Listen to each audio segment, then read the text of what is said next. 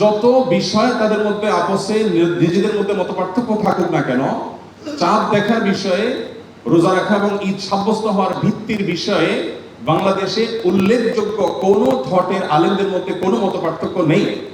যে বিষয়টাতে গোটা দেশ প্রায় ঐক্যবদ্ধ, দেশের সকল ঘরানার, সকল সার্কেলের, সকল সেক্টরের, সকল মাসলাক মাযহাবের, সকল মাকতাবে ফিকির, সকল থটে ওলামা ইকরাম যে বিষয়ে ঐক্যবদ্ধ আছেন, সে বিষয়টাতে আপনি একটা জিনিস আমদানি করে, একটা জিনিস নতুন করে শুরু করে মূলত আপনি স্থানীয় অনৈক্য তৈরি করছেন।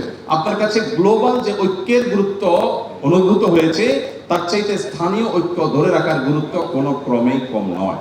এমনকি আপনি যদি এটাকে সঠিক মনে করছেন, তারপরে উম্মার যে বিভেদ, অনেক তৈরি হওয়ার আশঙ্কা তৈরি হয়েছে, এই বিষয়টা অত্যন্ত ভয়ঙ্কর। এবং আমাদের সাংস্কৃতিক জায়গাটাতে অনেক বড় ধরনের একটা শূন্যতা, যেটা অস্ট্রেলিয়াতে তৈরি হয়েছে, অনেক দেশে তৈরি হয়েছে, 2 দিন 3 দিনে 2-3 ভাগে ঈদ করার যে একটা বিভ্রান্তি তৈরি হয়েছে, যেটা বাংলাদেশে আগে এই লেভেলে ছিল না, সেটাকে ওই লেভেলে নিয়ে যাওয়ার প্রচেষ্টা কোনো বিবেচনায় প্রশংসাযোগ্য বিষয় হতে পারে না। বিধায় এলমি এবং একাডেমিক বিষয়ে ওলামা ইকরামের সাথে বসা যেতে পারে, আলোচনা করা যেতে পারে, স্পেশাল টেবিল টক হতে পারে, কিন্তু ভিন্ন ভিন্ন মতামতের ভিত্তিতে, বিচ্ছিন্ন সমস্ত মতামতের ভিত্তিতে উম্মার এই বিষয়ে বাংলাদেশের মানুষ অন্তত যে বিষয় ঐক্যবদ্ধ আছে সেখানে ফাটল তৈরি করা, এটা হলো এলাকাতে ঐক্য তৈরি করার জন্য নিজের ঘরে মারামারি করার মতো ব্যাপার হয়ে গেল। আপনি বৈশ্বিক ঐক্য তৈরি করার জন্য স্থানীয় অনৈক্য তৈরি করলেন।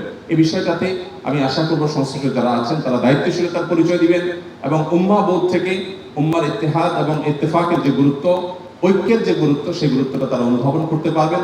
নবী রাসূলুল্লাহ সাল্লাল্লাহু আলাইহি ওয়াসাল্লাম তার জীবনে কতগুলো বিষয় ছাড় দিয়েছেন যাতে করে কোনো বিভ্রান্তি তৈরি না হয়, ভুল বোঝাবুঝি তৈরি না হয়।